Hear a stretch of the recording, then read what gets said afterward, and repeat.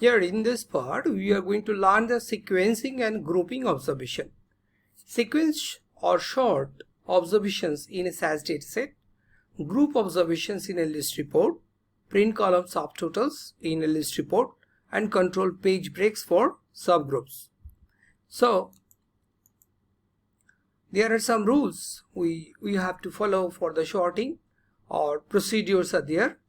To request subgroup totals in proc print, the observation in the dataset must be grouped. The sort procedure rearranges the observation in SAS dataset, can create a new SAS dataset containing the rearranged observations, and create sort on multiple variables. Can sort in ascending by default. By default, when it is sorting, if we are not mentioning descending, by default it will sort as ascending order. Otherwise, if we want to make it as a descending, then we have to write the descending, and does not generate printed output. That treats missing values as the smallest possible value.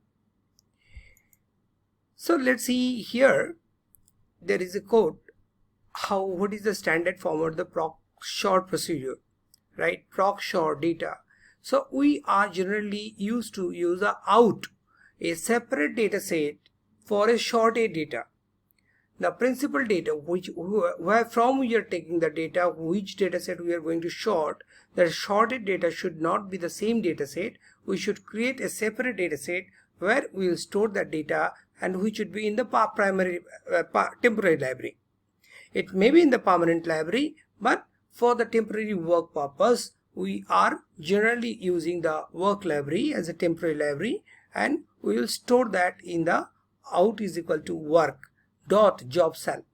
So proc sort data ia.emp data and out is equal to job cell by job code and descending salary run.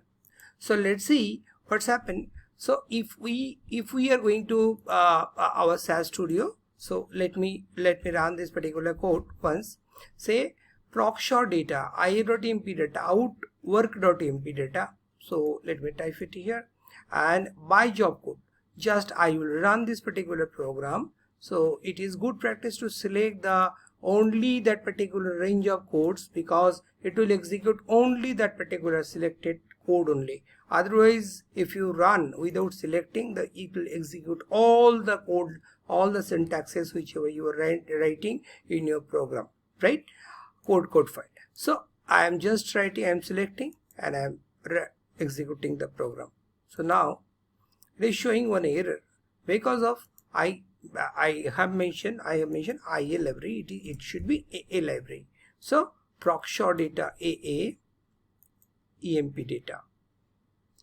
So it is giving me this output, and now if I am going to see the work.emp data, so proc print data is equals to work.emp data. Run. So if you execute these two lines, so it will give you this output. So where you can see the job code, where is my job code?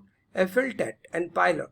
So first FLTET, F as a ascending order, F is coming first, and then P. So FLTET and pilot, this is the ascending order we can see in this particular sorting and grouping, right?